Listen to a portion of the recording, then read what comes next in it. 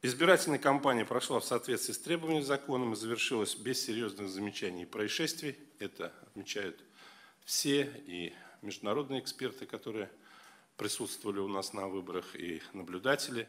Республикада 2.931.939 кеше сайлау хукукына ия булса, шуларның 78% үз тавышын берген. Ковид госпитальләрендә 298 кеше сайлый, 40 мең кеше мобиль сайлаучы технологиясын куллана, сайлаучыларның күбесе тавышын Бердәм Россия партиясе өчен берген.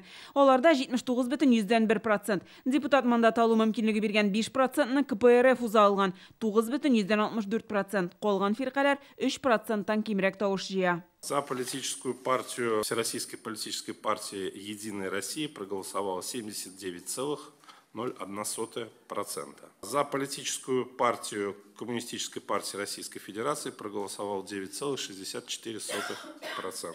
Татарстандагы бер мандатлы округлар буенча да җиңү Бердәм Россия партиясе вәкилләрендә. Иң күп тавышны Илья Вольфсон, Илдар Гыйльметдинов, Әлфия Кагогина, Олег Морозов, Азат Ягъфаров һәм Марат Нуриевка бирәләр. Этот, наверное, формат.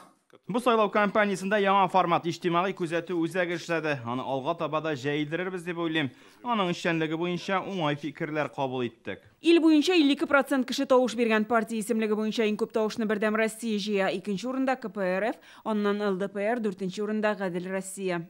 Узган 3 көн дәвамында республиканың үзәк сайлау комиссиясына 52 мөрәҗәгать булган, аларны урыннарга чыгып тикшерәләр. Закон бозу очраклары теркәлми. Камералар эшчәнлегендә кыска вакытлы өзеклекләр булып ала, берсе ватылып торган очракта да икенчесе эшләде, ди Андрей Кондратьев. Нарушений, влияющих на ход голосования, не зафиксировано. Сайлау барышына комачау итәрлек хукук бозулар булмады, барлык сораулар да өйрәнелде.